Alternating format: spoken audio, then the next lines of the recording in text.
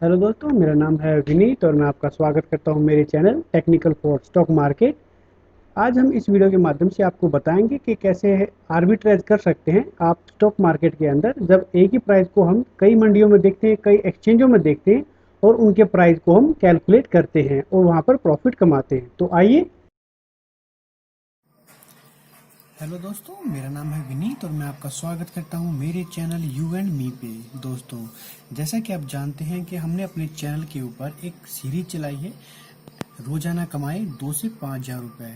इसके अंदर हम आपको स्टॉक मार्केट की बारीकियों के बारे में बताते हैं। आप जानते हैं स्टॉक मार्केट बहुत ही कहते हैं कि बहुत ही फ्लक्चुएशन वाली चीज़ होती है, जिसमें बहुत ज़्यादा रिस्क होता है। लेकिन अगर आप स्टेप बाय स्टेप चलते हैं, जैसे कि हम आपको 2-3 वीडियो में पहले ही बता चुके हैं कि स्टेप बाय स्टेप चलने पर आप स्टॉक मार्केट के अंदर काम करेंगे तो आप बहुत बेहतर रिजल्ट पा सकते हैं। स्टॉक मार्केट की बेसिस के बारे में हमने बताया, कैसे आप शेयर को फाइंड आउट करें जिसमें लाभ होगा आपको, उसके बारे में बताया। आप हम आपको बताएंगे आर्बिट्रेजेशन के बारे में। दोस्तों, आप जानते हैं स्टॉक मार्केट के अंदर काफ़ी सारे, कोई एनएससी पे काम करता है, कोई बॉम्बे पे काम करता है, बीएससी, कोई एफ एंड ओ पे काम करता है, कोई मनी मार्केट पर भी काम करता है, जिसे हम फॉरेक्स भी बोलते हैं, तो दोस्तों, कुछ लोग तो इन दोनों को आपस में हैज करते हैं, कोई लोग इन दोनों को आपस में हैज करते हैं, कोई मनी मार्केट में ही जो कॉन्ट्रैक्ट होते हैं अलग अलग मंथली कॉन्ट्रैक्ट होते हैं। मंथली कोई, जैसे कि यहाँ पे अगस्त है, सितंबर, अक्टूबर, इसके अंदर भी ऐसे होता है, अगस्त, सितंबर, अक्टूबर। इनके अंदर ऐसा नहीं होता। कुछ लोग तो मनी मार्केट में ही आपस में इनमें हैज करते हैं, अगस्त में, सितंबर में, अक्टूबर में। एफ एंड ओ के अंदर भी अगस्त, सितंबर, अक्टूबर में हैज करते हैं। कुछ लोग एनएससी और बीएससी इन दोनों को आपस में हैज करते हैं।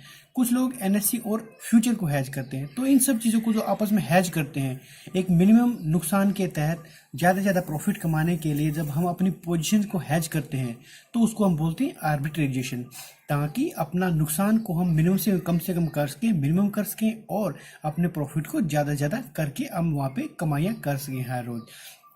इसके अंदर एक चीज़ होती है दोस्तों, जैसे एनएससी और हम बॉम्बे में काम करते हैं। मान लीजिए हमने एनएससी और बॉम्बे में काम कर रहे हैं, तो इनके अंदर डिलीवरी सिस्टम होता है। आप यहाँ पर अगर आपके पास माल है तो ही आप बेच पाएंगे। अगर शेयर आपके पास प्लस हैं तो ही आप उनको बेच सकते हैं।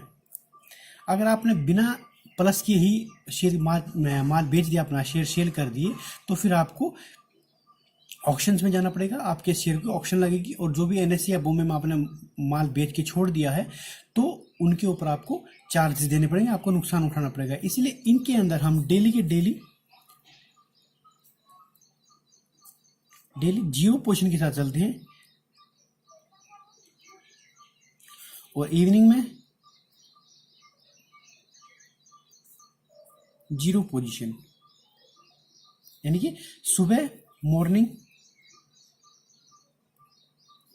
में हमारी पोजीशन जीरो है, इवनिंग में भी हमने अपनी पोजीशन जीरो करके छोड़नी है और जो नफा नुकसान लेना हमने इंट्राडे में ही लेना है इसमें। क्योंकि एनएससी बॉम्बे पे वही इंसान माल बेच सकता है जिसके पास डिलीवरी रखी हुई है। विदाउट डिलीवरी के अगर हमने माल बेच दिया तो हमें यहाँ पर ऑक्शन में जाना पड़ेगा हमारा माल को, और वहाँ पे हमें नुकसान उठाना पड़ सकता है। जबकि एफ एंड ओ पर आते हैं तो दोस्तों, यदि हम एफ एंड ओ और एनएससी इन दोनों को हैज करते हैं, इनका आर्बिट्रेशन करते हैं, तो यहाँ पे हमें ये प्लस करके चलना पड़ता है, ये माइनस करना पड़ता है। पहले ले फर्स्ट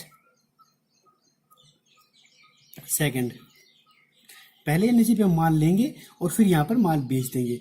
एफ एंड ओ को हमें हमेशा बेच के ही चलना है, एनएससी को हमें प्लस करके चलना है, ताकि इनकी डिलीवरी उठाई जा सकती है और इन पे कम से कम ब्याज में काम चल सकता है। एनएससी पर हम माल बेच के तभी जाएंगे जब हमारे पास प्लस होगा, इसीलिए एनएससी को प्लस करना होता है। या अगर हम बॉम्बे के साथ हैज कर रहे हैं इसको, तो बॉम्बे के साथ भी प्लस करेंगे। एनएससी को हमेशा प्लस करेंगे, फ्यूचर को हमेशा बेच के चलेंगे। यहाँ पे भी एनएससी को प्लस करेंगे और बॉम्बे को बेच के चलेंगे, क्योंकि यहाँ पे इन दोनों के रेटों में फर्क होता है। कई बार यहाँ पर रेट, जैसे मान लीजिए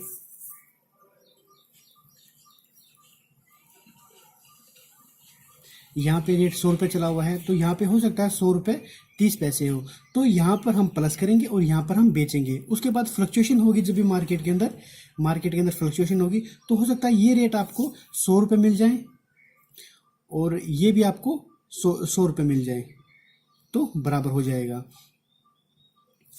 अगर हो सकता है ये 100 रुपये 30 पैसे हो जाए और ये 100 रुपये 30 पैसे ही रह जाए। तो इस प्रकार एनएससी को हमेशा लेके चलेंगे। आर्बिट्रेशन करते ये ध्यान रखना पड़ता है कि जहाँ पे ज़्यादा वहाँ ऊपर रेट पे बिक रहा होगा माल, वहाँ पर हम बेचेंगे और कम को प्लस करेंगे। बेस हमेशा कम वाले को रखेंगे, एनएससी को रखेंगे, क्योंकि एनएससी स्ट्रॉन्ग मानी जाती है वॉल्यूम के हिसाब से भी और दूसरी चीज़ों के हिसाब से भी। एनएससी को प्लस करेंगे, बॉम्बे को बेचेंगे और इस प्रकार हम उनका आर्बिट्रेशन करेंगे। कुछ देर के बाद दोनों का रेट सेम हो जाएगा, तो वहाँ पर अपना सौदा स्क्वायर ऑफ कर देंगे, उनको खत्म कर देंगे। F&O के अंदर भी हम ऐसे करते हैं, F&O को बेचेंगे, एनएससी को लेके चलेंगे, ताकि ब्याज देना पड़े तो हमें प्लस माल पर हम कुछ ब्याज देकर काम चला सकते हैं और F&O पर हमें कम से कम ब्याज देना पड़ता है बिके हुए माल के ऊपर।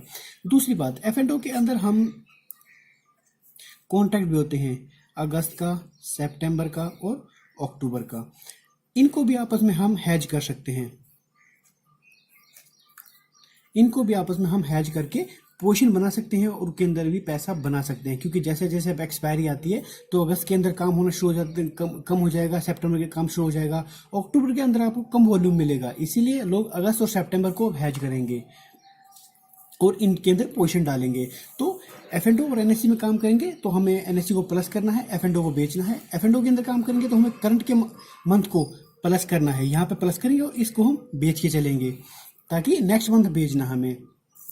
एनएससी के अंदर में ऐसे करेंगे, एनएससी को लेके चलेंगे, बॉम्बे को बेच के चलेंगे, जहाँ भी ज़्यादा रेट होगा वहाँ पर हम बेचेंगे। प्लस माइनस हमें नहीं छोड़ना है, डेली की डेली पोजीशन हमें जीरो करनी, सुबह जीरो शाम को भी जीरो। अगर कोई माइनस रह गया तो हमें उसके लिए पे करना पड़ जाएगा, उस पर हमें फाइन देना पड़ सकता है। करेंसी मार्केट के अंदर बात करेंगे तो करेंसी मार्केट के अंदर भी ये सिस्टम होता है, अगस्त का, सितंबर और अक्टूबर, इनकी पोजीशन हम अलग अलग डाल सकते हैं, इनको हैज कर सकते हैं आपस में। लेकिन भारत में सबसे ज़्यादा F&O और एनएससी बॉम्बे पे ही काम होता है। फॉरेक्स में हम कम काम कर पा रहे हैं अभी यहाँ पे, जबकि विदेशों में फॉरेक्स पर ज़्यादा काम होता है।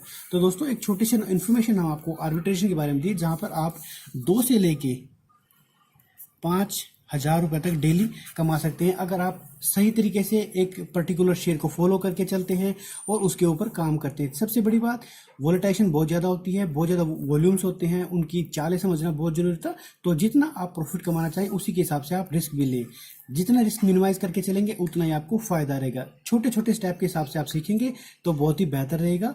और भी हमारे साथ बने रहिए। हमारे चैनल को अगर आपने सब्सक्राइब नहीं किया तो इसको सब्सक्राइब कीजिए, ताकि आप भी छोटे छोटे स्टेप लेके स्टॉक मार्केट के अंदर एक side by side income generate कर सकें और इसके अंदर एक बहुत ही मजबूत तरीके से छोटा सा साइड बाय साइड बिजनेस आप खड़ा करके कुछ ना कुछ पैसे कमा कर निकल सकें। धन्यवाद।